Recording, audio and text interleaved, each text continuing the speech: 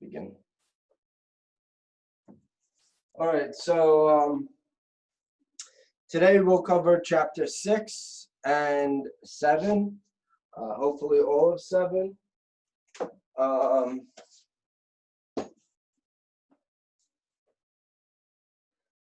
And we'll only be covering part of 6.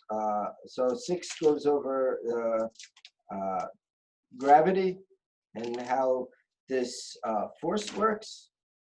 And we'll cover that and do some brief problems, and then we'll move on to chapter 7. Now, I'm going to group homework 6 and 7 into a single, together due on Monday. Or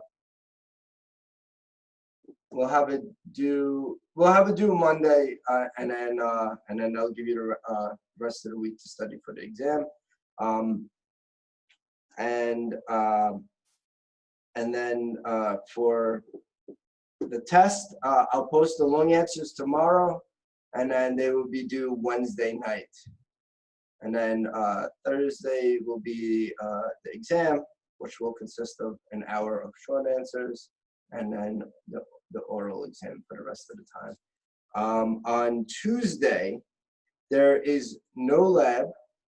Instead of a lab, I will do a lecture in the morning at 9 a.m. until 11:30. If you can't make it, I'm going to post it. I'm going to do post a video. I was originally going to just do an asynchronous video, but I could just do it in the morning until 11:30, and then whoever can attend can sit in on the lecture. Anything else? So that's about it. Any questions? Yeah, how exactly is the oral exam going to work? So I'll have you guys wait in the waiting room. So you'll do the 1 hour short answers first. You just have to re-enter after 40 minutes. So for the short answers, please have your video, a video feed open and your audio on.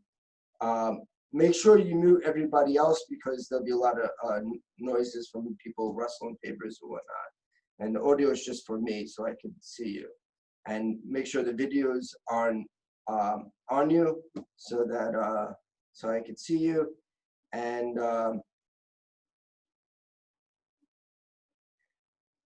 so that I can see you. And then once 1 hour is up, I'm gonna ask you to leave the room and re-enter it, and you'll re-enter it into a waiting room. And then I'll let each one of you in individually, and then I will ask you roughly 4 questions. Depends on your answer and how it's going, how the oral exam is going. I might ask follow-ups, but it'd be 4 questions, and that would be roughly based on the long answer problems. So to study the material related to the long answer problems, and those questions will be centered around that. It won't be the same exact. It won't be precisely related to those long answers, just the topics. So I could ask you something that's related to the topic, but it's a little bit different than what was asked for in that long answer problem. And then so I'll ask you 2 questions for one problem, and then 2 questions for the other problem. That's it. Any other questions? And yes. When is the oral exam? Thursday. So you'll do the 1 hour. You'll do the 1 hour short answer problem through Master in Physics. Okay.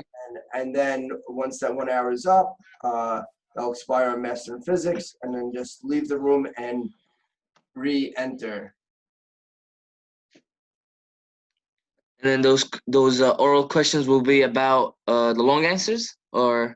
Yeah, roughly based on, it'll be based on the topics, the long answer topics. So what topic does the question cover, and anything within that topic will be free game.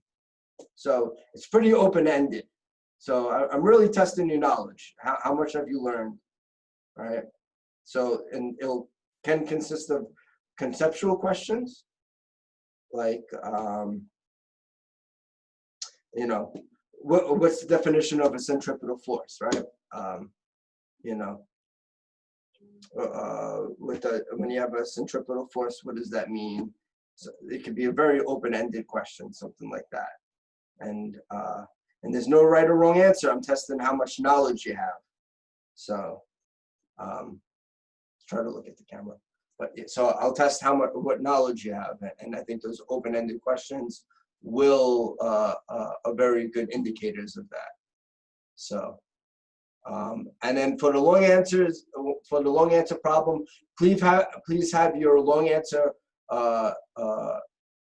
problems ready, and whatever notes you have ready and ready to go, and then so that when I call you from the waiting room, you will be ready, and we won't waste any time. So you want to send the long answers by when? By Thursday? Wednesday night. All right, so send them by Wednesday night. Wednesday night, let's say 12 p.m. So midnight, Wednesday. Yeah.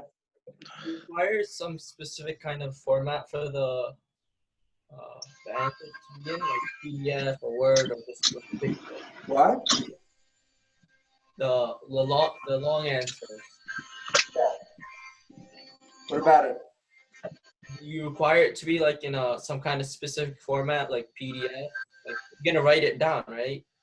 Yeah, it's gonna be a problem so with the long answers, you're gonna write it down on a sheet of paper. I mean, you could type it in, you could use an equation editor if you want and type it in, but it's just easier to write out the problem, or show all your work and write out the problems on a piece of paper.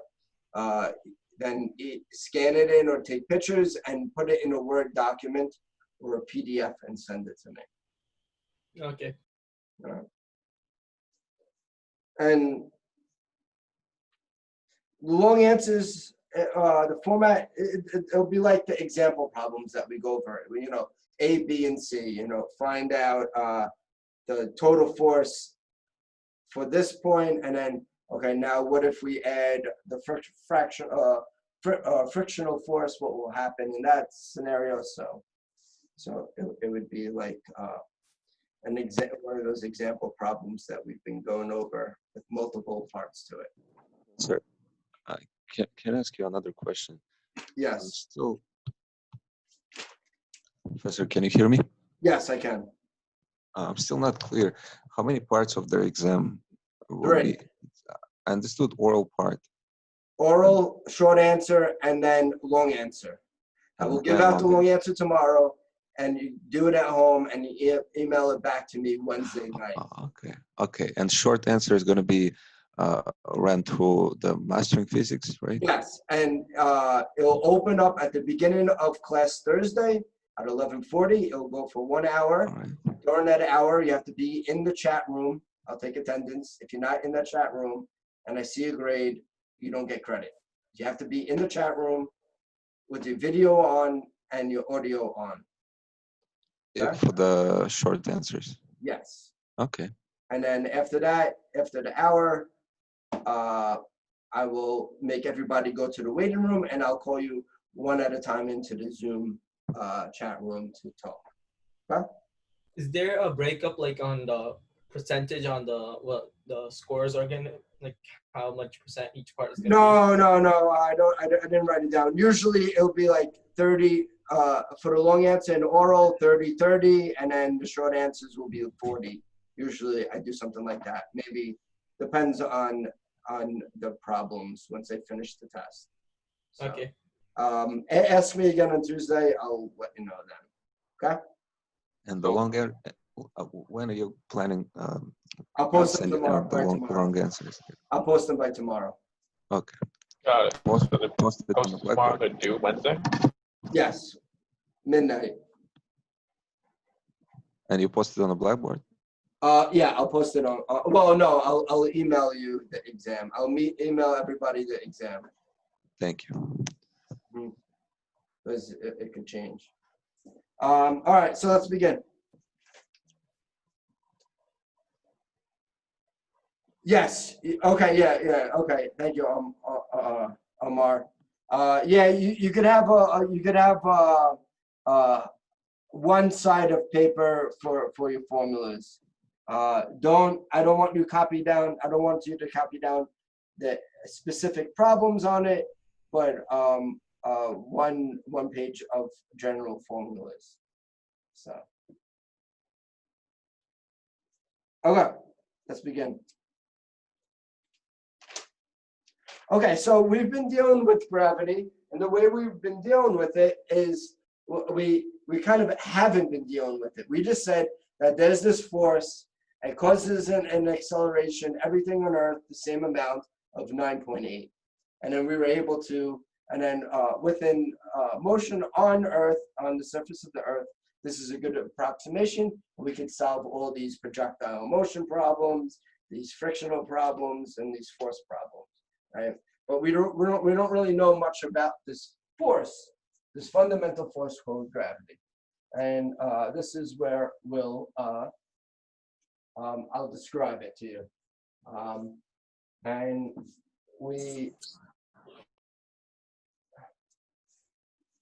and the way we figured out how gravity works was really from Newton. Newton realized that every object accelerates downwards towards the middle of the Earth. There must be some force caused by every object, right? And then they were able to relate it. The scientific community was able to relate this force to the motion of the heavenly bodies moving around the sun, namely the planets, and they were able to explain Kepler's laws through gravity, which proves that gravity is this force, and which they were able to use the celestial, the motion of the celestial bodies to figure out how exactly the gravitational force works, right? They were able to relate it to equations that they derived from observations, from astronomical observations. They were able to derive a force, right? Because in that time, the changes in the force on Earth is so small that they weren't able to measure it. But in general, the way gravity works is that gravity is a force, is an attractive force that attracts every particle to each other.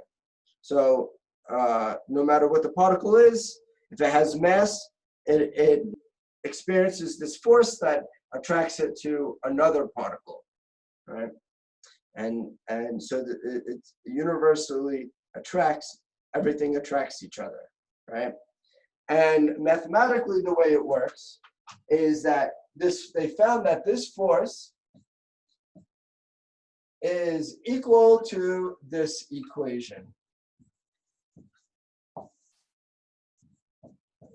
And it's a rather simple equation.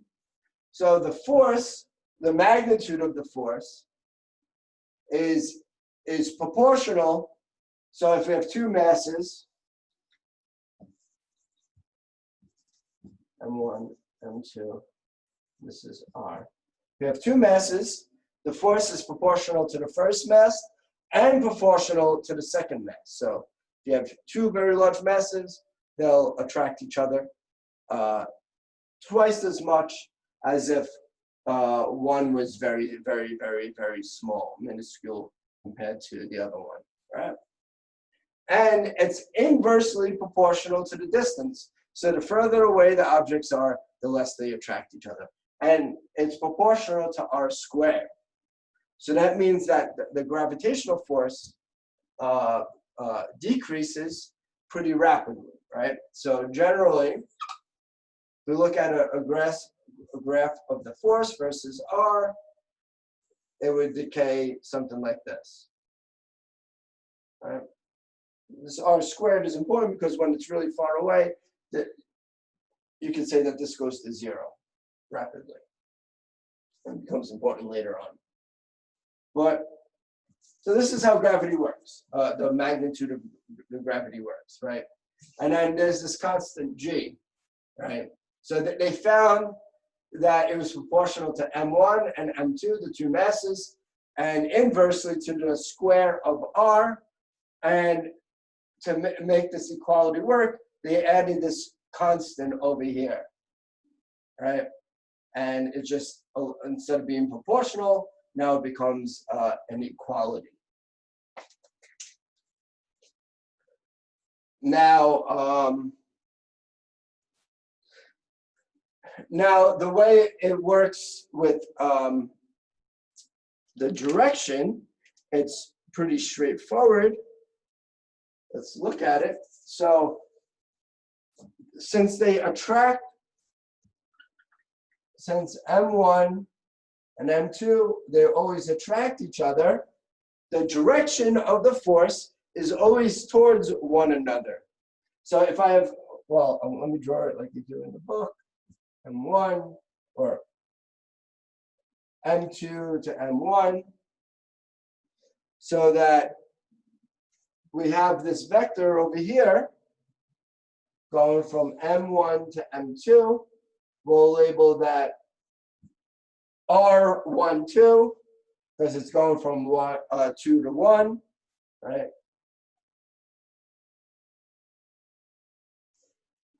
Right, and we use this vector to define our direction, right? Now,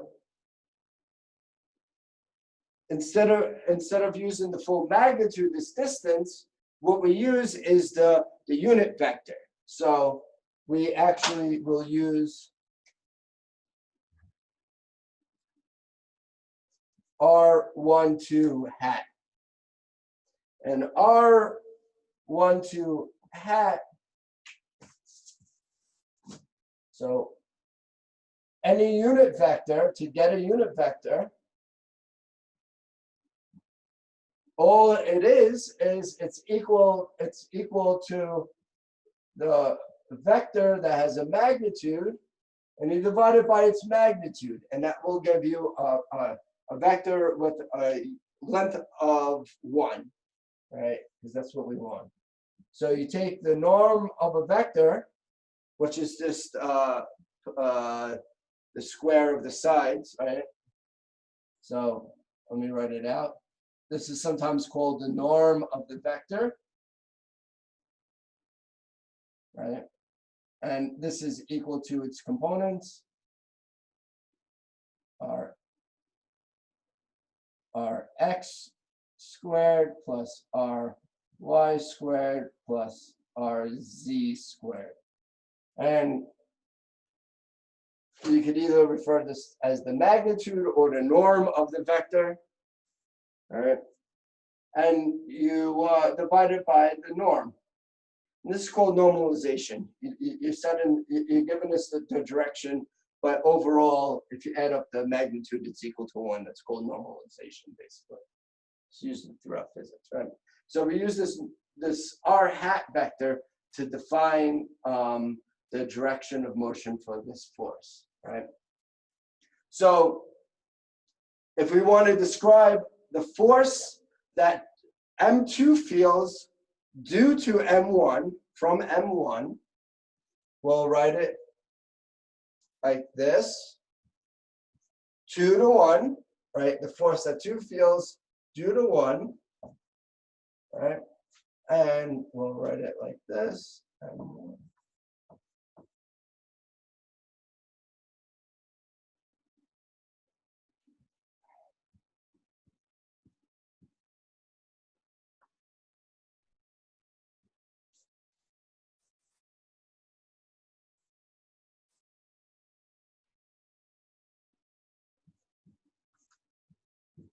Let me write it like this, right?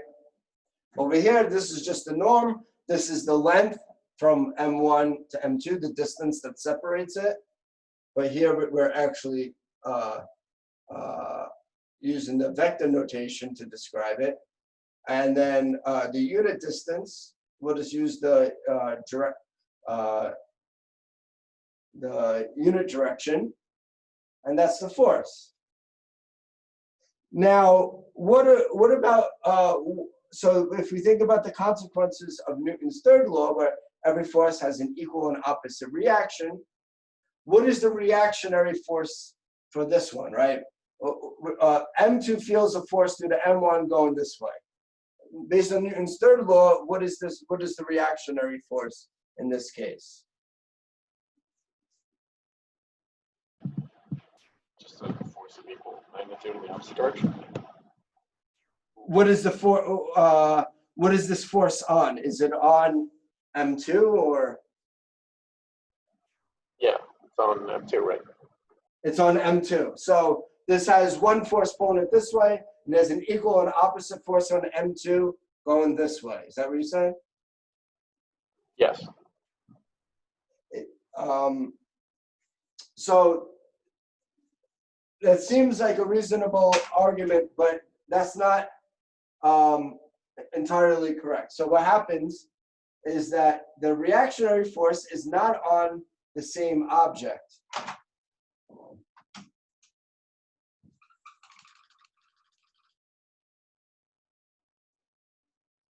It's not on the same object. The reactionary force is on the other object that's causing the force. And this is how the reactionary force always works. So it's not on the same object. Otherwise, the two forces would cancel each other out, right? If this M2 feels a force being attracted to M1, but it's also feeling this reactionary force going in the equal and opposite direction, there'd be no forces on M2, right? Because we just add them up. So the reactionary force is actually on M1, and it feels the force in the opposite direction. Remember, they attract each other. So if this force, my hand over here, feels a force in this direction, my other hand is also attracted to M1, and it feels the same force, but in the opposite direction. So they attract each other, right? And this is how the reactionary forces work, right? Otherwise, you can't say that all objects attract each other if only one object feels the attraction force, right? They both attract each other equally, and they move towards each other, right? And my two fingers over here are the two are the action and the reaction force. So it's not just that it feels both forces on the same object, it feels one force on one object and an equal and opposite force on the other object. And that's what causes it to attract. So in this case, then we have R1, 2 going in the opposite direction, right? So then the magnitude, if we want to calculate F1, 2, right? We know the magnitude, we just need to know the direction. And the direction is just this. So it's the same equation that we had up here.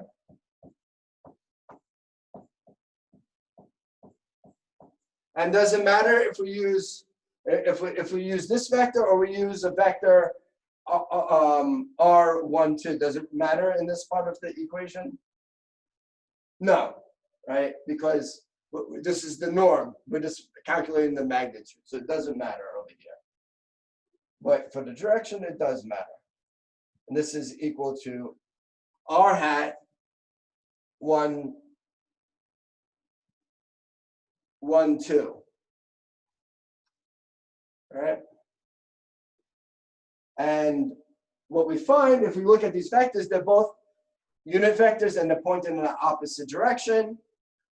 We'll have this scenario. R21 is equal to the minus of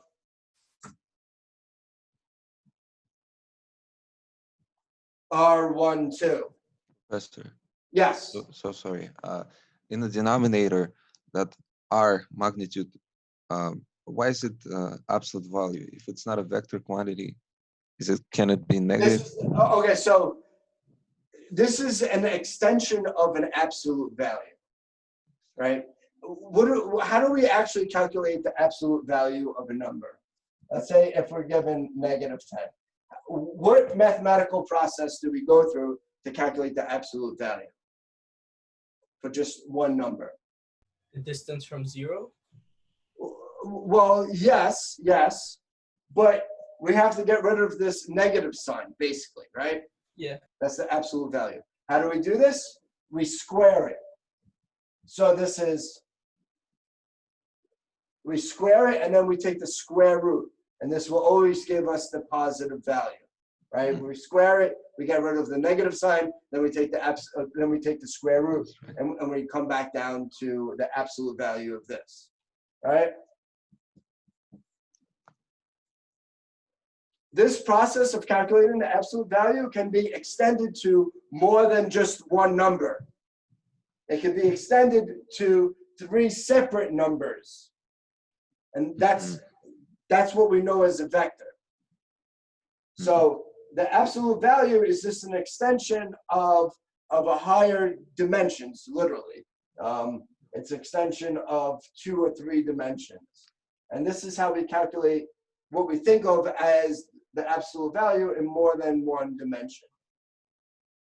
Okay, Professor, thank you. So that's why we use it like this. So this isn't the absolute value, this is the norm, what's known as the norm. People also write this, so there's several different ways to write this. People also, you see this a lot, where you get two of these symbols next to it. And they do that to differentiate just an absolute value compared to this. Right? So this is just the magnitude. I just wrote it like that, so you get used to it. Now, so this force, so the force on 1 due to 2 is equal to this, right? Has the same magnitude, right? We could even write this instead 2 and then 1, right? We just switching this, changing the places, and since it's associative, it doesn't matter which order we use, or I should say commutative. It doesn't matter which order these 2 masses are in, it'll be the same thing. And this relates to 2 unit vectors. One is the negative of the other, and when we plug it in, we see that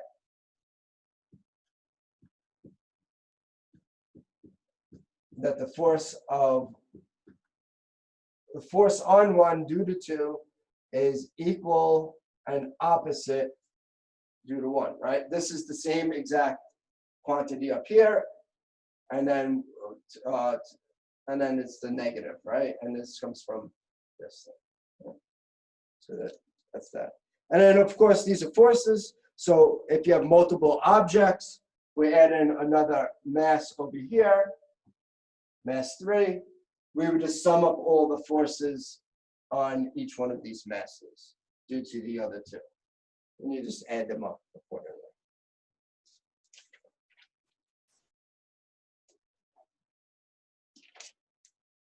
Now this constant G,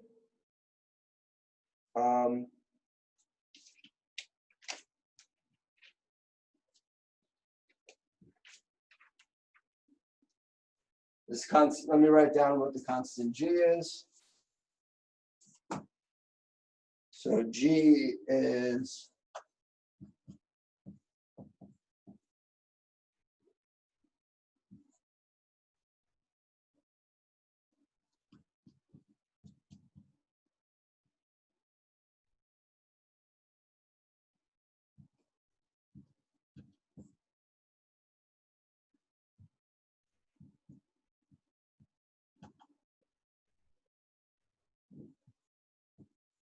given by that value.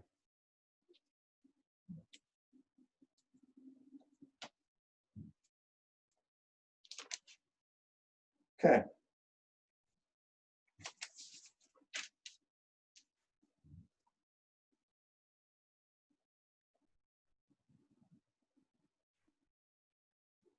So if we were to calculate, if we were on top of Everest and we wanted to calculate the difference in gravity compared to at sea level, right? It's pretty straightforward, right? So at sea level, the force on us due to gravity is equal to our mass, I just write P, times the mass of the Earth, divided by the radius of the Earth, right? Because gravity, okay, so gravity is measured from the center of the mass. So if we compressed all the mass to one spot and we found where that mass would be, that would be the center of the Earth. So if it's round, right, and the Earth has a uniform density, right, what point can we put all this mass down so that it still follows this relationship? And in this case, since it's a sphere and it's uniform density, it would just be exactly at the center. So if we condense all the mass of the Earth and we pressed it all down to a point at the center, and we would feel the same exact gravity as we do now, right? And if you think about it, right, if you have a point, if you measure the gravity, so, right, so if I'm over here, right, the way you figure out the gravity due to all these forces is that you add all these forces up, right? So that the force is equal to the sum of all the little of each little particle. So if we broke the Earth down into small particles, let's say into its constituent atoms, then we figured out where each atom was, and we calculated the force on force due to that one atom on the person, and we added up all these little particles. That would give us the force that we would feel due to the Earth, right? So we would take this force over here, it's pointing this way. And then on the exact opposite side, we have another particle, let's say over here. And this force is in this direction. Let's assume that these two are equally away from each other. Hold on, let me redraw this.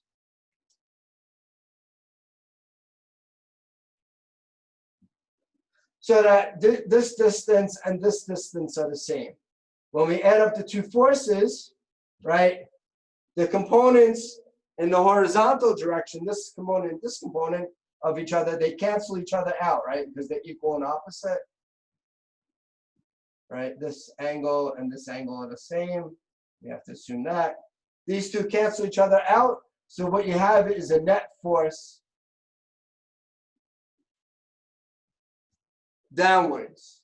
You have this net force downwards. So from the symmetry of the problem, has to do with symmetry, right?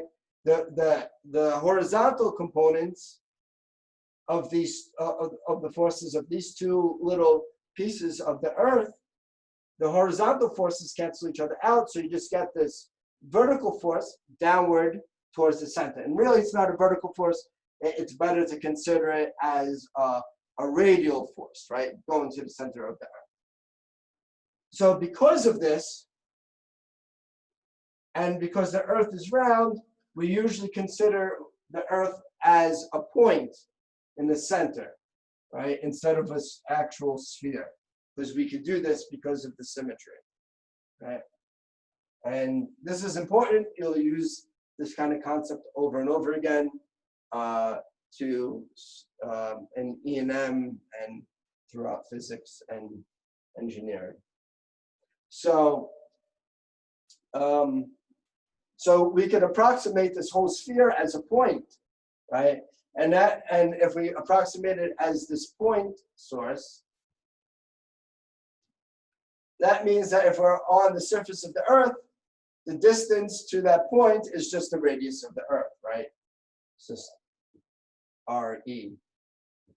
And that's what allows us to say this, based on the symmetry of the problem, right?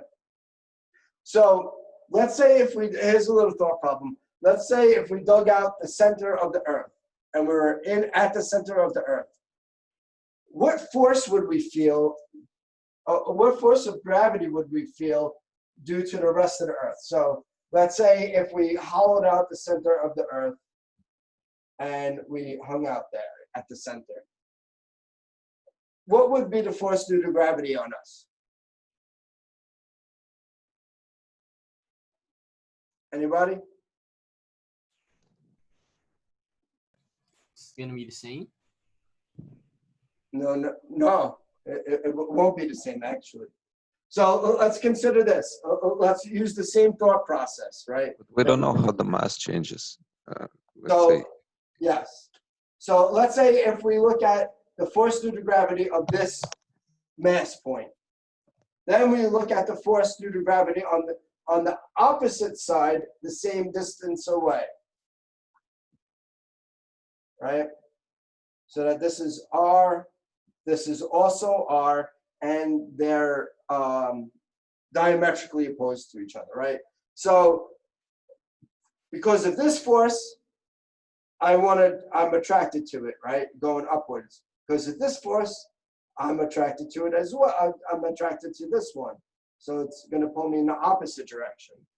Because you have to assume that each one of these masses are the same size. They're actually infinitesimally small.